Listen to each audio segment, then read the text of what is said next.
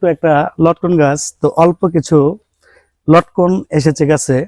তো চিন্তা করলাম যে আমাদের মাদ্রাসার বাচ্চারা আছে, তারা লটকন খাইবে, আবার আরেকদিন আসছিল এখানে লটকন খাওয়ার জন্য। তাই চিন্তা করলাম যে অল্প কিছু লটকন যেতে, তাহলে বাচ্চাদেরকে কিছু দেই আর আমরাও কিছু খাই। তো পাশে থাকুন, লো বাচ্চারা এটা ছিড়ো, নাও সবটা ছিড়ো, চিড়ে খাও। হ্যাঁ এবার দেখুন আমাদের গাছে কিন্তু বেশি একটা ফল আসে নাই, অল্প কিছু ফল আসছে, আর ফলগুলো বেশি একটা বড় হয় নাই। কারণ হলো আপনার এখন তো অনেক গরম, আর এটা প্রথম বছরের তো ফল আমাদের, তাই বেশি একটা নাই, যাই অল্প কয়েকটা হয়েছে। সবাই কিন্তু বেশি বেশি নিবা না, সবাই ভাগ করে নিবা। হ্যাঁ, তো ভিডিওটা দেখুন যে ছোট্ট একটা গাছ যদি আপনার থাকে, তাহলে আপনি নিজে খান, অন্যকে খেতে দেন, প্লাস একটা গাছ লাগাইলে আপনার ফ্যামিলি খেতে পারবে।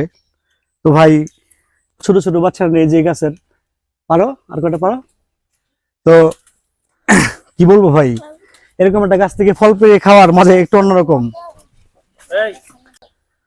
তো ভাই এই ভিডিওটা করার উদ্দেশ্য হচ্ছে আপনার যে আপনি একটা গাছ লাগান, আর গাছ লাগাইলে অবশ্যই কিছু ফল দিবে। কারণ পৃথিবীতে সবাই হয়তো বেইমানি করে, কিন্তু বৃক্ষ দেখছেন এটা কোনো সময় বেইমানি করে না। তারপর একটা গাছ লাগান, নিজেও খান, অন্যকে খাওয়ান, এবং কি দেশের পরিবেশ বাঁচান। আর আমাদের জন্য সবাই দোয়া করুন, মাদ্রাসার বাচ্চাদের জন্য।